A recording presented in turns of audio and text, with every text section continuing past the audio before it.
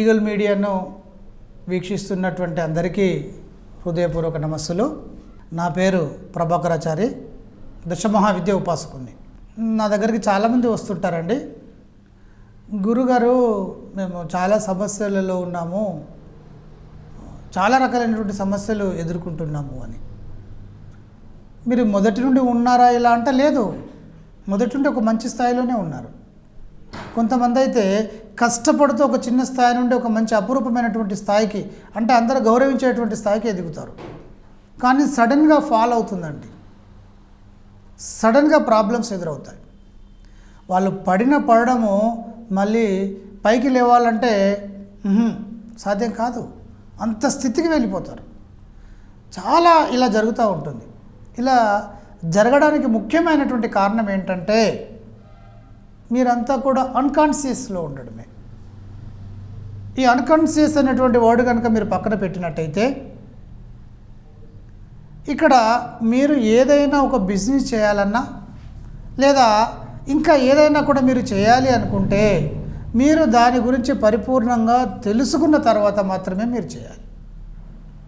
Yes, ఎవరో చెప్తారు ఈ బిజినెస్ చాలా బాగుంటుంది, ఓకే బాగుంటుంది, వాళ్ళు చెప్పారని మీరు మొదలు పెట్టేశారనుకోండి, ఏం జరుగుతుంది, ఏమవుతుంది? కాబట్టి మీరు ఇప్పుడు తను కనుక ఆ బిజినెస్ కనుక అద్భుతంగా కనుక ఉన్నట్టయితే తను చేస్తాడు.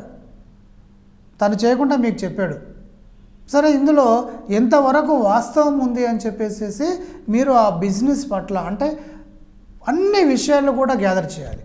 ఆ బిజినెస్ చేస్తే ఎలా ఉంటుంది, వర్కౌట్ అవుతుందా లేదా, రూమ్ రెంట్ ఎంత ఉంటుంది, లేదా ఒక ఇండస్ట్రీ పెట్టాలనుకుంటే ఆ ఇండస్ట్రీ పెడితే పరిస్థితి ఏంటి, సో మార్కెటింగ్ ఎలా ఉంది, దానికి కావాల్సినటువంటి రా మెటీరియల్స్ మనకు దొరుకుతాయా లేదా, దొరుకుతాయి, ఏ రేటుకు దొరుకుతాయి, ఎప్పుడు మనకు ఆ రా మెటీరియల్ అందుబాటులో ఉంటుందా, మార్కెటింగ్ మనం అనుకునేటువంటి విధంగా ఉంటుందా కదా, మరి బ్యాంక్ ఏమైనా మనకు రుణాలు ఇస్తుందా, సో దానికి సంబంధించినటువంటి స్కిల్డ్ వర్కర్స్ మనకు ఎక్కడ దొరుకుతారు, సో లేకపోతే మనం ఎలా మేనేజ్ చేయొచ్చు, వాళ్ళకు మనం పే చేయాల్సినటువంటి సాలరీస్ ఎంత ఉంటాయి, ఇత్యాది విషయాలన్నింటినీ కూడా మనము సమగ్రంగా సర్వే చేసుకోవాలి.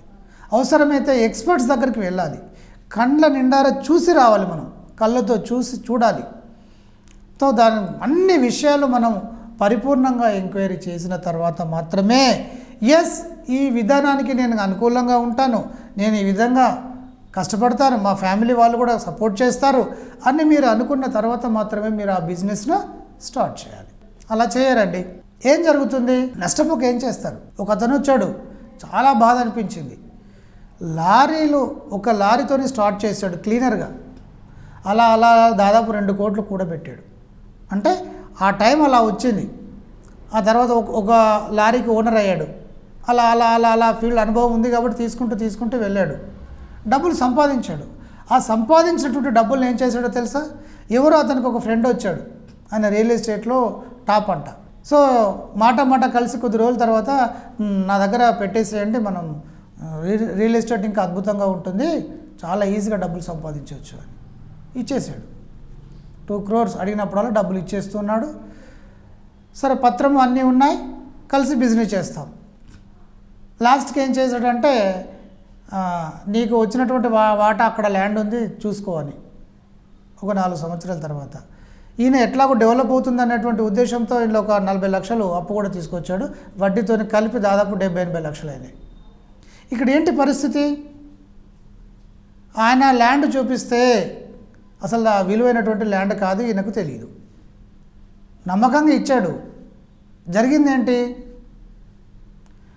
మరి మీ ఫీల్డ్ ఒకటి కదా, ఇంకో ఫీల్డ్లోకి ఎందుకు వెళ్ళారు ఓకే, రకరకాలైనటువంటి బిజినెస్లు చేయొచ్చు, తప్పులేదు, కానీ వాటి గురించి మీరు ఆలోచన చేశారా, నా పని నేను ఇక్కడ ఉంటాను, రేపు మంచోళ్ళు ఉంటారు, చెడ్డోళ్ళు ఉంటారు, మీరు మంచోళ్ళే, కానీ ఎదుటివాడి యొక్క నాలెడ్జ్ ఎలా ఉంటే మీరు ఏం చేస్తారు, ఆ తర్వాత మీరు ఏం చేయగలుగుతారు. గవర్నమెంట్ చట్టాలు ఎలా ఉన్నాయి, అప్పు ఇచ్చినటువంటి వాళ్ళు ఎవరైతే అప్పు ఇస్తారో వాళ్ళకే ఇబ్బందికరమైనటువంటి చట్టాలు ఉన్నాయి. అప్పు తీసుకున్న వాడిని ఏమన్నా అంటే వాడికి ఏదైనా అయితే మీకే ఇబ్బంది అంటారు, మిమ్మల్ని తీసుకుపోయి జైలు వేస్తాము అంటారు. ఇలాంటివన్నీ ఎందుకు చేసుకుంటారు? సో ఇక్కడ ఏంటి నేను చెప్పొచ్చేది ఏంటంటే సమస్యలు వాటికవే ఉత్పన్నం కావు. సమస్యలు ఉత్పన్నం కావడానికి కారణం ఎవరంటే మళ్ళీ మనమే. మనం పరిపూర్ణంగా వాటి గురించి జ్ఞానాన్ని పెంచుకోకుండా, సర్వే చేయకుండా, స్కిల్స్ పెంచుకోకుండా మనం చేస్తే ఎట్లా? ఒక హోటల్ బిజినెస్, ఎవరో ఒక అతను వచ్చాడండి, నేను బాగా వంట చేస్తాను, మీరు హోటల్ స్టార్ట్ చేయండి. నిజమే, ఆయన వంట బాగా చేస్తాడు, మొదలుపెట్టాడు, మంచి పెద్ద ఎత్తున మొదలుపెట్టాడు. కొద్ది రోజులకు ఏమైంది, చెప్పపెట్టకుండా వెళ్ళిపోయాడు ఆయన, కొద్ది అమౌంట్ తీసుకొని. వీళ్ళక ఏం రాదు, మరేంటి పరిస్థితి? ఇలా ఉంటాయి. అంటే ఇక్కడ ఏంటంటే పరిపూర్ణమైనటువంటి జ్ఞానాన్ని కనుక మీరు దేనిపైనైనా సాధించిన తర్వాతనే ఒక బిజినెస్ కానీ ఇలాంటి ఏది చేయాలన్నా చేయాలి. అట్లాగే పిల్లలకు కూడా నేను ఇచ్చేటువంటి ఒక సలహా ఏంటంటే, మీకు ఇంజనీరింగ్ కావాలని ఉంది, లేదా డాక్టర్ కావాలని ఉంది, ఇంకొకటి కావాలని ఉంది, మీ తల్లిదండ్రులకు పరిపూర్ణంగా అది చెప్పండి, ఖచ్చితంగా చెప్పండి. నేను ఇదైతే బాగా చదవగలుగుతాను, దీంట్లో నాకు పట్టుంది, నేను ఎదగలుగుతాను చెప్పండి. ఒకరేమో బైపీసీ అంటే ఇష్టం, వాళ్ళ మమ్మీకేమో ఇంజనీరింగ్ అంటే ఇష్టమట, తీసుకున్నారు. ఏమైపోయింది, దాని ఎఫెక్టు వీడికి సరిగ్గా మ్యాథ్స్ సరిగ్గా రాదు, ఇంటర్మీడియట్ అయిపోయింది, బీటెక్లో రాణిస్తలేడు, ఏంటంటే ఇంట్రెస్ట్ లేదు, వీడికి అర్థం కావట్లేదు, వాళ్ళ మమ్మీకి అది ఇంట్రెస్టు. సో ఇక్కడ ఏం జరిగింది, ఆ పిల్లవాడు అటు ఇటు కానటువంటి పరిస్థితి, చివరికి నేను చదవపు అనేటువంటి పరిస్థితి వస్తే నా దగ్గరికి తీసుకొని వచ్చారు.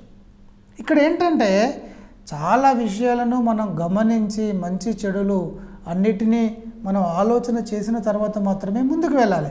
అలా వెళ్ళలేకపోతున్నాం కాబట్టే మనకు సమస్యలు ఎదురవుతున్నాయి.